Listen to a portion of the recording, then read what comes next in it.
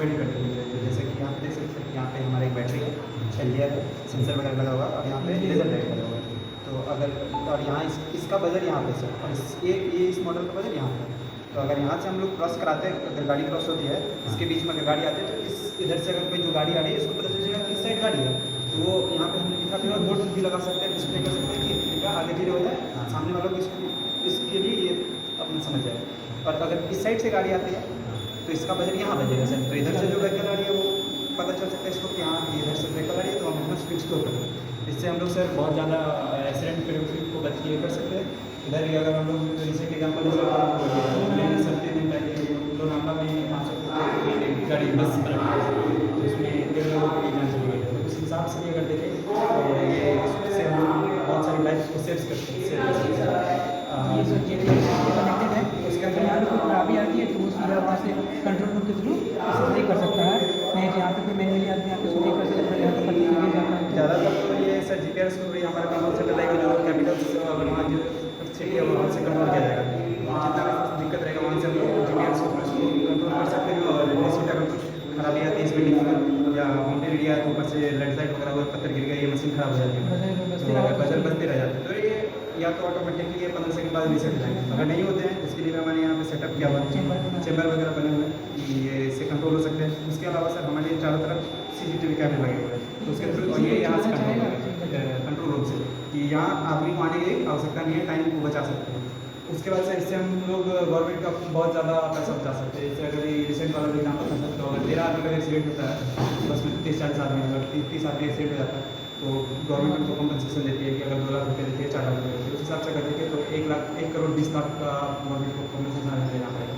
उसके बाद है कि ये बसेस वगैरह जो पलट के उसका 50-20 लाख, अगर अप्रॉक्स अराउंड माना जाए तो 1.5 करोड़ का लॉस होता है। एक एक्सीडेंट में हम लोग बस का होता है। अगर इसको अगर इसका सेटअप भी हम लोग करते हैं तो इसका अगर मिनिमम ये हम लोग हर जगह नहीं करेंगे, जहाँ पे 3 रोड हो, जहाँ पे ज़्यादा दिक्कत है वहाँ पे अगर सामने दिख रहा है तो वहाँ करेंगे, कोई असुविधा नहीं है। लेकिन हाँ इसको अगर हम लोग 3 रोड जहाँ से अब यहाँ से आ रही है तो यहाँ नहीं पता है कि सामने से क्या आ रहा है, तो उसको हम उस जगह पे करते हैं और इसका ज़्यादातर मेन एरिया में करते हैं। तो अगर बहुत सारा सेट पे करते हैं तो 150 लाख के अंदर में कवर कर सकते हैं। तो हमारा अल्टीमेटली 1 करोड़ का बच सकता है, वो हमारा बचेगा, देश का बचेगा, सरकार का बचेगा, तो अल्टीमेटली हमारा पैसा बचता है।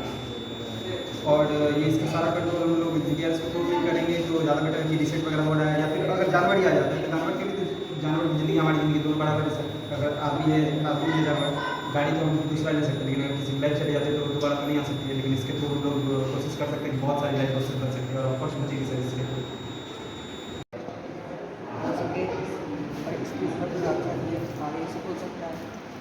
और ये काफ़ी ऊपर बैंड होने के लिए और ये इसमें रोटेटिंग के लिए दिए सर। ये बहुत चीज़ों में यूज़ हो सकता है सर। साइंटिस्ट इसे यूज़ करते हैं जो deal with difficult situation. Sir अगर हमें इस गाड़ी को ब्रीफ करवाना है तो हम एक बार फॉर एग्जाम्पल अगर एक बार ऐसे करेंगे तो इसको में डाल लेंगे, इसमें अगर हम आगे बढ़ाएंगे तो वो परफेक्ट जगह पर रख सकता है जिसमें हम चाहते हैं। और सर ये स्टेम लर्निंग इनकॉर्पोरेट्स करता है और सर एक real world application of technology का एग्जांपल है।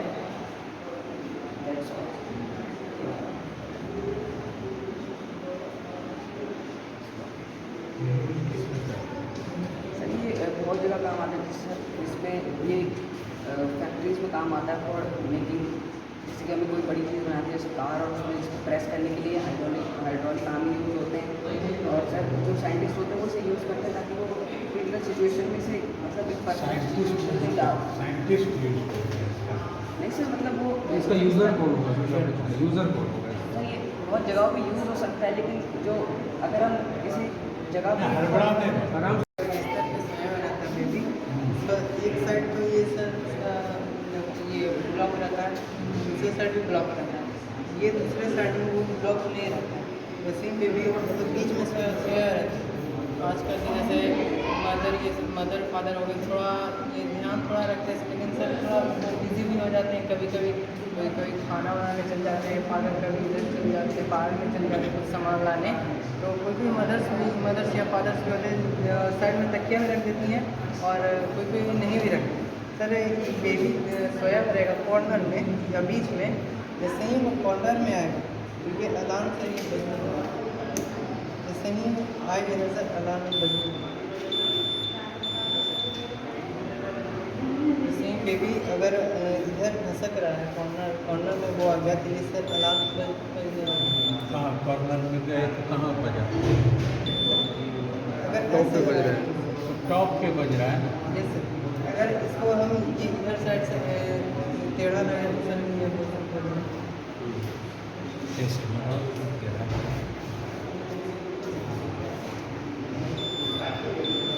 तो बेबी यहाँ पे आएगा सर ये यहाँ पे लगा हुआ रहेगा। बेबी का हाथ थोड़ा सा यहाँ पे आएगा सर ये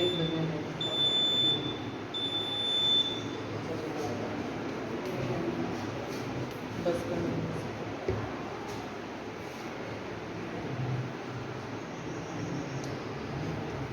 इसको जो तुम लगाओ ब्रेड पर लगाओ ये सर जैसे गेट की इस साइड में लगा किनारे ये ये सर मान लो इस किनारे तुम लगाओ, अब वो उस किनारे गिर जाए। सर इस किनारे तो दोनों ब्लॉक तरफ रहता है है। दोनों साइड ब्लॉक रहता है सर इस किनारे और इस किनारे से दोनों साइड लगाएगा। ये साइड लगाए फिर उस साइड भी ना लगाए। सर दोनों इस साइड तो ब्लॉक रहेगा इस साइड भी ब्लॉक रहेगा अच्छा। इस साइड और इस साइड से ब्लॉक सर दोनों साइड लगा रहेगा हाँ तो वन किसी दोनों साइड में दोनों लगाना साइड है। दोनों साइड में लगाना होगा। बेबी तो छोटा रहता है सर वो इधर आएगा घूम के नहीं तो उधर जाएगा नीचे तो वो आ नहीं सकता है सर उतना नीचे नहीं अपना इधर उधर घूमेगा ऐसे वैसे This is my model based on the principle of Pythagoras theorem. We all know Pythagoras is a Greek mathematician who is well known for his theory of Pythagoras, in which he illustrates that in a right angle triangle, the hypotenuse squared is always equals to the square of base and perpendicular. And we can use this working model to illustrate and demonstrate children about the practical use of Pythagoras theorem. So that's all. So this is a एक minute starting से क्या चीज़ है?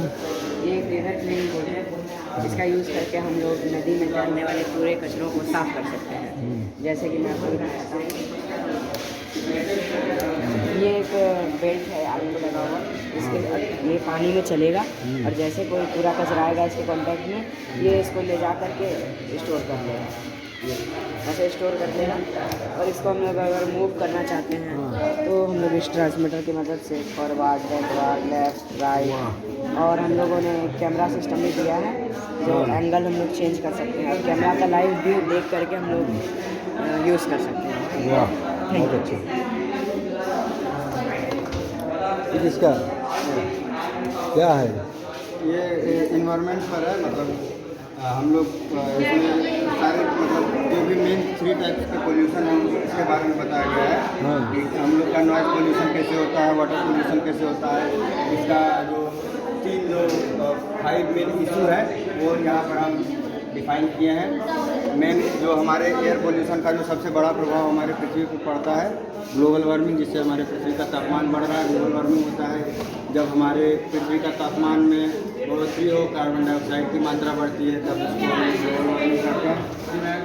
जब हमारे pollution के कारण हमारा पेड़ सूख रहा है, जो फैक्ट्री है, फैक्ट्री से पोल्यूशन होता है, इससे एयर वाटर दोनों होते हैं। एयर पोल्यूशन होता है कि धुआं जो इसके अंदर से निकलता है उससे एयर पोल्यूशन, और इसके अंदर से जो वेस्ट कचरा निकलता है ना सर, वो यहाँ नदी में आता है और नदी भी पोल्यूटेड हो रहा है इसके कारण। और जो व्हीकल है, व्हीकल से भी ट्राई तो किए थे धुआं निकालने का, बट निकला नहीं। तो व्हीकल से भी हम पोल्यूशन को अगर कंट्रोल करना चाहें सर तो हम बहुत सारे काम कर सकते हैं। जैसे ये चिमनी है, चिमनी से भी धुआं आएगा, इससे एयर पोल्यूशन हो रहा है। सबका मेन जो मोटिव है सर मेरा कहने का कि अगर हम अभी पोल्यूशन को नहीं रोकते हैं तो आगे जाने के बाद हमारी धरती को इससे बहुत ज़्यादा नुकसान हो सकता है। इसके लिए हमें अभी पोल्यूशन से बचाने के लिए हम लोग को मेनली पर्सनल व्हीकल का यूज़ कम करना चाहिए, पब्लिक व्हीकल का यूज़ ज़्यादा करना चाहिए।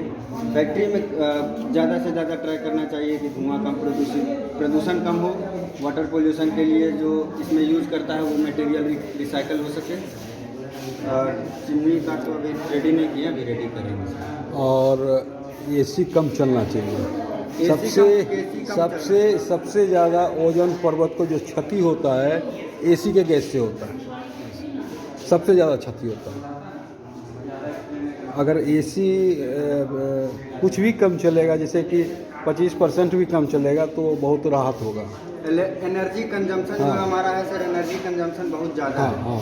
जिसके कारण हम लोग का बहुत जगह इलेक्ट्रिसिटी हाँ। बनाने के लिए मेनली कोल का और फ्यूल के रूप में पेट्रोल का और फॉसिल फ्यूल का यूज़ किया जाता है। जैसे आजकल हम लोग क्या करते हैं कि गाछ वृक्ष का प्रयोग नहीं करते हैं, डायरेक्ट गए एसी रूम में बैठ गए। आप तो बैठ गए, लेकिन अगला जो पर्यावरण में रहता है, पर्यावरण को भी क्षति है। ओजोन को क्षति होगा तो टेम्परेचर बढ़ेगा, टेम्परेचर बढ़ेगा तो प्रकृति असंतुलित होगा, समझे। ग्लेशियर पिघलेगा। हाँ, तो अगर ये सब बात को समझेंगे तो फिर बहुत फ़ायदा होगा। बहुत अच्छा है।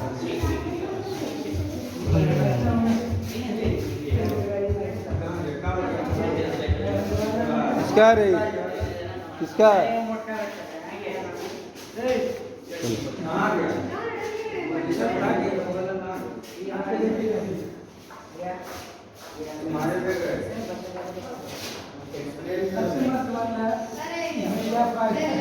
हाँ, ये किसका क्या है? सर ये रेन वाटर हार्वेस्टिंग है, जिसमें कि हम लोग वाटर को कंजर्व कर सकते हैं और स्टोर कर सकते हैं लेटर यूज़ के लिए, जिससे कि हम लोग इसमें वाटरिंग द प्लांट्स और वॉशिंग यूटेंसिल्स, क्लोथ्स को भी वॉश कर सकते हैं, और फिर उसके बाद हम लोग इसे टॉयलेट को फ्लश भी कर सकते हैं। और इसलिए मैक्सिमम हर हाउस में होना चाहिए, जिससे कि हम लोग कंजर्व और स्टोर कर सकते हैं। इससे क्या होगा कि हमारा जो वाटर लेवल है वो बढ़ेगा और हमारा जो रेन वाटर है वो वेस्ट नहीं होगा। बहुत अच्छा। ये किसका? Hello, myself Sonali Jha from class 10 from GV Purnia. This is a solar powered irrigation system. ये बेसिकली ये है कि अगर एक सनलाइट हमारे सोलर पैनल पे आएगा तो इलेक्ट्रिसिटी जनरेट होकर के पानी से ट्रांसफर होगी। हमने बहुत बार देखा है कि फील्ड में बहुत सारे वाटर ऐसे ही खुला छोड़ देते हैं, हमारे सॉइल को जितना चाहिए होता है उतना एब्जॉर्ब कर लेते हैं, बट ऐसे ही बहुत सारे वेस्टेज होते हैं। तो इसलिए हमने ये बनाया कि ज़्यादा पानी की वेस्टेज ना हो, क्योंकि इंडिया में 70% वाटर इरीगेशन के लिए यूज़ है। बहुत सुंदर, बहुत सुंदर।